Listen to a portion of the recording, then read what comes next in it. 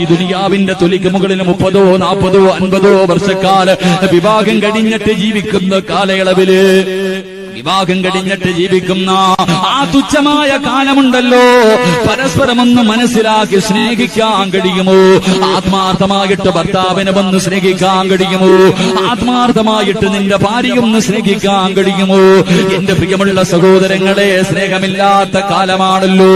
സ്നേഹം തേടിയിട്ട് ആണുങ്ങളും പെണ്ണുങ്ങളും എന്റെ പ്രിയമുള്ളവരെ ഓടി നടക്കുന്ന ഒരു കാലത്താണല്ലോ നമ്മൾ ജീവിക്കുന്നത്.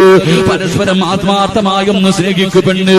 ഒരു ഭർത്താവിന്റെ മനസ്സ് വേദനിച്ചാൽ, ഒരു ഭാര്യയുടെ മനസ്സ് വേദനിച്ചാൽ ഓടിച്ചെന്ന് പറയുന്നത് വാപ്പയുടെ മുന്നിലല്ല, ഉമ്മയുടെ മുന്നിലല്ല, മക്കളുടെ മുന്നിലല്ല, കൂടപ്പുറപ്പിന്റെ മുന്നിലല്ല, കൂട്ടുകാരുടെ മുന്നിലല്ല. ഒരു ഭർത്താവിന്റെ മനസ്സ് വേദനിച്ചാൽ ആദ്യം പറയേണ്ടത് ഭാര്യയോടാണ്. ഒരു ഭാര്യയുടെ മനസ്സ് വേദനിച്ചാൽ ആദ്യം പറയേണ്ടത് ഭർത്താവിനോടാ. പൊന്നുമോള്